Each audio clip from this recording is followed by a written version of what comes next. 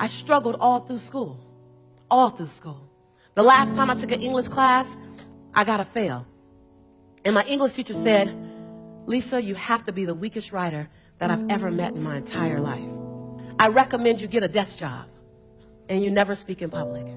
I look at my life, and for 18 years, I wouldn't touch a microphone. I wouldn't do anything near speaking. As much as I love speaking, I was afraid, say afraid. I was afraid of being judged. And this conversation today is about confronting your fear. Confronting your fear. And I remember for years I wouldn't speak. People would say, God, you should be a speaker. I said, no. My teacher told me. My teacher said I shouldn't speak in public. And he's a speech teacher. He knows better. And so I got a job in accounting. I was horrible at it. I was in collections. I want to be liked too much to be in collections. Like, my ultimate goal is that people love me. So I'm in collections. I'm calling people, telling them they have to pay. They're telling me that they can't pay. My child is in college, I can't pay. And I go, oh, okay. Well, you know what? Since you can't pay, and I know you can't pay because I believe that story is a good story, I'm going to do you a favor. I'm not only going to zero your balance out, I'm going to take you off the list. So my supervisor calls me into the office, and she said, Lisa, what do you want to be when you grow up? I was about 23. I said, I thought it was a test of my commitment to the company. I said, I want to be the best accounts receivable manager ever. And I swear I saw her cringe. And she said, I don't know. She says, I give you a list of 120 people to call, and when I get it back, there's like 89. I don't know what's happening. I said, oh, don't worry, I'm doing you a favor. I'm taking off everyone who can't pay. She says, people are asking for you when they call. I said, I aim to please. Yes, yes? She said, this is a collection company. They shouldn't be asking for you. She said, I have to release you to find your dream. I said, release me to find my dream. Do I clock in tomorrow and look for it here? She said, no. And so I got fired.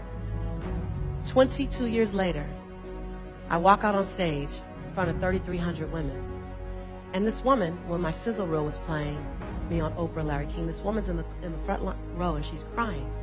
And all while I'm speaking, she's crying. And I go, you know, I can bring up a few tears, but I'm like, haven't even gotten started yet. She's crying. I don't know. So then afterwards, I'm signing autographs, about 280 people in line. I'm signing autographs, and she's crying the entire time. And after about 70 autographs, I go over to her and I said, excuse me, ma'am, you've been crying for like 2.5 hours. Why are you crying? She said, because 22 years ago, I released you to find your dream, and you found it. That was the same woman who fired me. Yes, yes? Let me tell you something. Some of your fears come out of something someone said about you. Some of your best motivation came wrapped in sandpaper.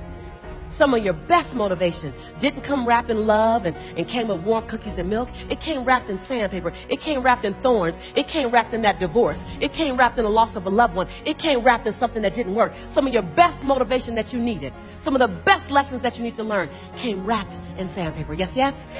Yes, yes? Your job is to take the information, to take the lesson, and to take the opportunity and use it to fuel you, not make you afraid. In climbing over my fears, in climbing over my discouragement, in climbing over my issues, in that, I'm perfect for you. And so there's not one thing you can be afraid of that doesn't make you perfect for us. Not one thing.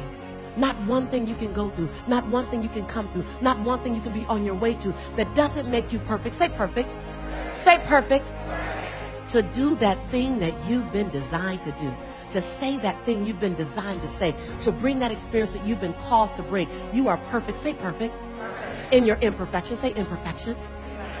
When you become perfect, really, we no longer can relate to you. So are you willing to go to the edge and hold fear in one hand and passion in the other and leap?